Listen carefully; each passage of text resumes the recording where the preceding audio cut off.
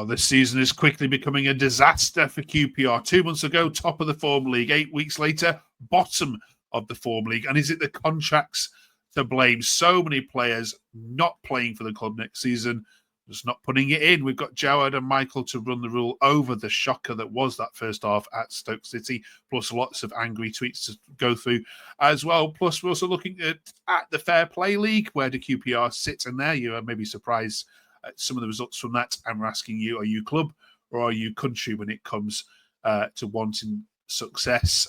Let's jump straight into it. Do drop us a like and a subscribe if you've only just come across the channel. Right, Jawad, was that the worst 45 minutes, the first half at Stoke, that you've seen this season? And that's a benchmark, because there's been some bad ones. Yeah, there's competition.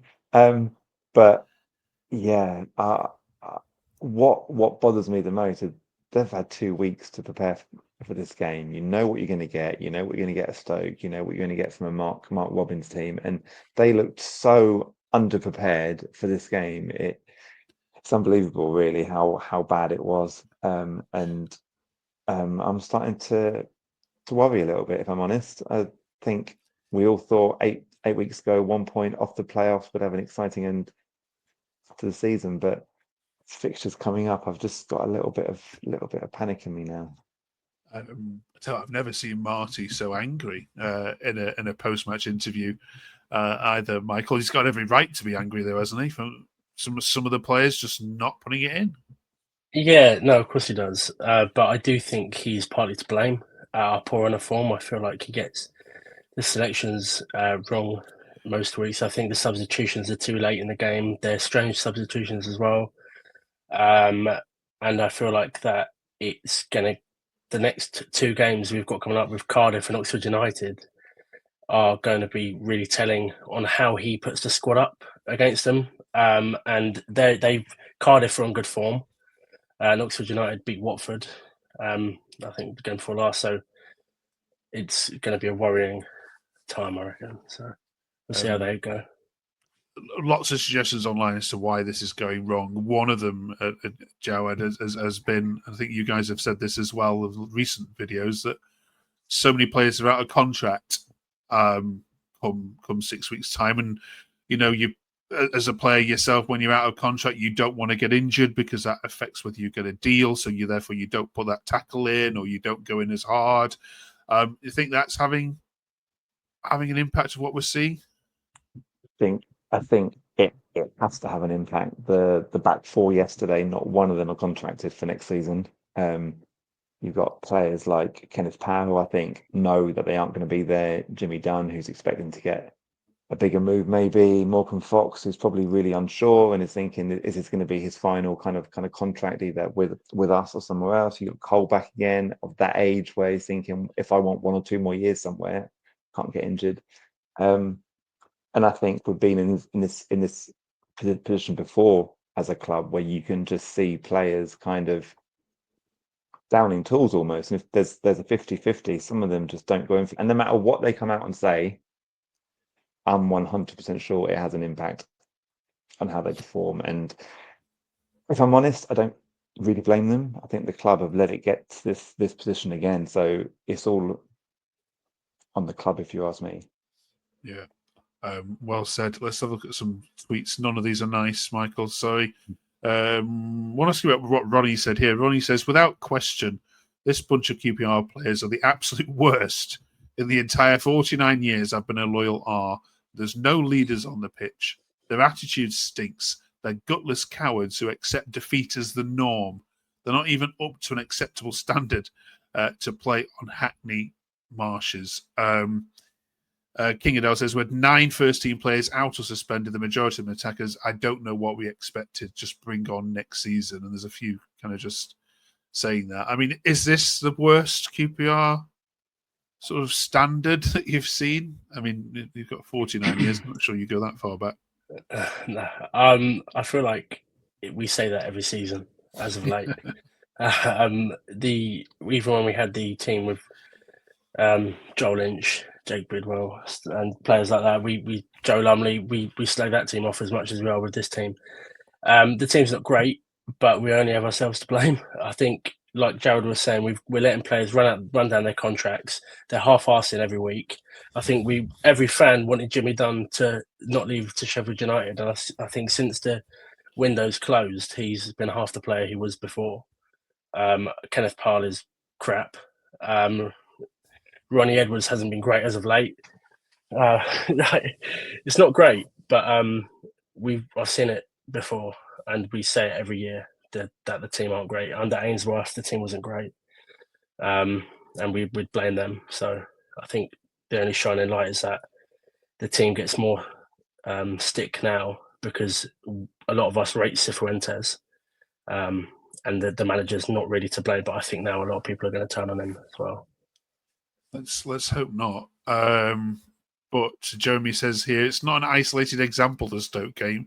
Our away displays, Jawad, all season have been shocking. And since Christmas, they've been meek surrenders. Despite the adversity, I expect the team to be well drilled and organised, aggressive, committed, and hard to beat. Surely that's the bare minimum. Would you agree with what Jeremy's saying there? Yeah, I think in terms of performances, the first half at Swansea is still the worst that I've seen, and since then, the away form generally has been really, really poor. And I love Marty, but he seems to be making the same mistakes, the same kind of team selections, the same errors, trying to play out from the back all the time. And I don't think he's learning from the times that it goes wrong, because there's been too many examples like yesterday's performance. Even last year at Stoke, we were so bad, and you kind of would hope that he would learn from this type of game where we seem to struggle, and it doesn't fill me with any hope that we've still got to go to Preston. I think we've still got to play Oxford, the types of games that we do generally struggle with. And yeah, and the we can criticize this group of players, but for the last 8 or 9 years, we have some kind of weird way of managing to go on such long losing streaks where we lose 6 in a row, 7 in a row, 8 in a row. And it's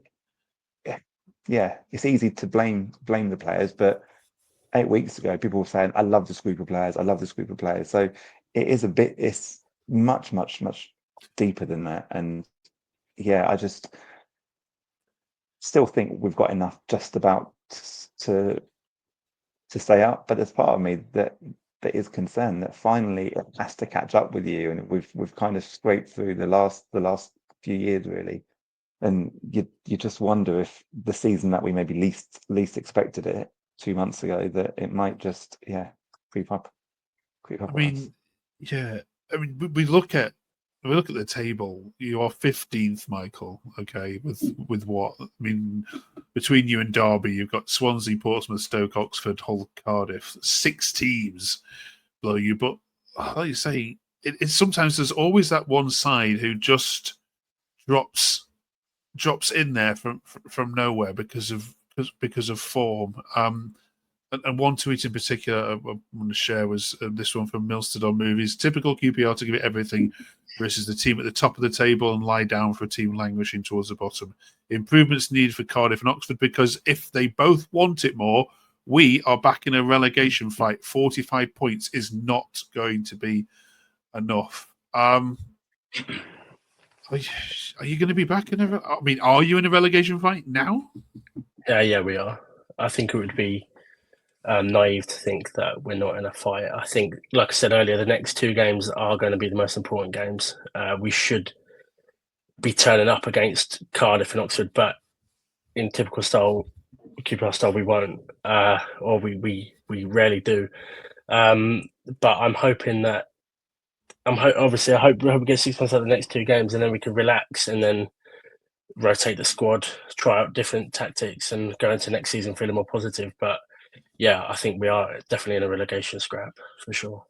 I can't believe it. I think when you listen to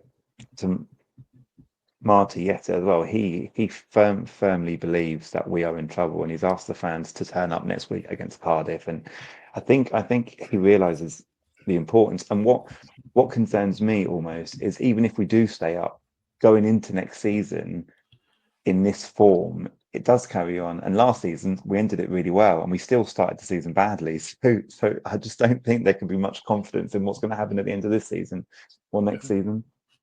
Okay. No, we're not. QPR going down. Can't have this. Beat Cardiff or beat. I mean, one win from those two puts you 45, and yeah, but then. I mean, you're laughing because you watch every game, and I don't have to. All right, let's talk about other things. Then we've been looking at the form. We've been looking at the form league. We've been looking at the Fair Play League this week because there's some suggestions, Michael, that QPR aren't as tenacious as perhaps what some fans would like them to be. I mean, where do you sit on that in terms of your ability to the dark arts and putting a foot in? Would you do you think you fare well in this statistics or not? I think we were quite high up on the list on tactical fouls near the game. I think Varane, Field, Jimmy Dunn, they all get a yellow card every 2 games. It seems Colback, when he's back, since he's come back. I mean, last season he was getting a yellow card or red card every few games, it seems. So yeah, I think we're quite high up on the list. We love it. We love a good foul. So. Yeah, you are the 6th dirtiest side in the league out of 24. 76 yellow cards and 3 red cards, of course, throughout this season, with only Preston, Portsmouth, Stoke, Watford, and Sunderland above you. Joe, does that surprise you? And you know, it does a little bit. I thought we'd be a little bit lower down. Actually, I thought we'd be a little bit lower down. I guess the 3 red cards makes a big difference in terms of points, but yeah, maybe I don't know. Like I just if I was an opposition player, I would enjoy playing against us. I think. I don't think you're going to be fearful. Yeah, against us. I feel like it's our attack as well that are giving away stupid yellow cards like Frey and Smith. Like I feel like if you're attacking us, we're too scared to put a foot in when we're defending. But I feel like on the other end of the pitch, we're making silly fouls, trying to pressure their defenders. So Alfie Lloyd, stupid foul. Yeah. It doesn't help you statistics that you've also got on your books the 7th dirtiest player of all the players in the championship. Would you know who that is? Colback. No, he's not this season. Enough. Oh, I thought you meant like Oh, sorry. just this season. Yeah. Field. Sam Field, Varane. Varane, yeah. Oh, 6. Sorry, I got it wrong. He's the 6th dirtiest player. Yeah, 33 games, 8 yellows, 1 red card, of course. Puts him at the top there. I mean, where are the fans on him now, Joe? In terms of like him or loathe him, he's been through. I feel like he's been through the roller coaster more than any other player this season. Varane. Yeah, I would say his season mirrors our season. I think when he's played well, the team's played well. When he's gone missing, the rest of the team's gone missing. And I think he's one that probably the fans are quite forgiving with, because I think the potential is there, and I think it's his first season in English football. So I don't think people have been too critical of him, because he's put in some brilliant performances, but he's also putting some performances where he may as well not have been out on the pitch. And I have to say, the injury list, someone mentioned it in one of those tweets. It is horrendous at the moment. If you think yesterday you probably had your first choice centre backs out in Cook and Clark Salter, you had your best midfielder out in Sandfield, you had Ilias Chair out, you had your first choice 3 strikers out, and we just haven't got the squad to kind of cope with that. And again, I think that's another thing the club are going to have to look at in the summer, because we've gone from having the best injury record last season. I doubt there's many teams that have had a worse injury record. So in terms of Martí, I don't think there'll be anybody calling for his head. And I think even if we went down, I'm not sure we would look to get rid of him. Yeah, you've had a rotten record, haven't you? With Sato, Colley, Chair, Frey. How often has he had his full 11 out? You know, his best 11 on the pitch. I doubt he's had it once all season. Yeah. Okay. Okay, cheers for that then. Let us know what you think in the comments in terms of what your thoughts on Varane are. Finally, we're doing club versus country row. It always crops up after the international break, and lots of QPR fans have had their say on this as well. Michael, in your lifetime, I'm giving you a choice of only seeing one of these events. England win the World Cup, or QPR go on and win a major championship in this country, either the FA Cup or the league title. What would you prefer to see? Prefer to see QPR win a major trophy, 100%. It's the one thing growing up, take so much stick, and just to see us win something. You see, like obviously Newcastle win the Carabao Cup lately. I'd love something like that for us. Brilliant quality, so I'd choose that. Joe? I think if you offered me QPR staying up this season or England winning some, I'd choose QPR staying up this season. So I think that says it all. I think it's always been club over country. Yeah, see them win something would be incredible. And it was. I'm not a Newcastle fan or anything, but celebrations show what it should mean to win a trophy. And the FA Cup, hopefully, it's one of Palace or Forest or Villa maybe who haven't had much success recently. Yeah. Interestingly, our Cardiff fans, when asked this question, said they're just happy just to beat you guys rather than Wales winning the cup. That's how badly they just they need 3 points. By the way, they aren't playing well at all. There's unrest amongst the Cardiff fans. They want their manager out. They are not scoring. They can't defend. So. Just have nightmares of a last minute Chris Willett goal, the lost end, and him doing that to the QPR fans. I think that's it. I'm walking out. I'm gone for the season if that happens. Okay. All right. Good luck against Cardiff. We'll of course sit here and review all of that with these two next week. Join us for that. Thank you very much for watching. Just a quick subscribe before you go, and we'll see you in 7 days.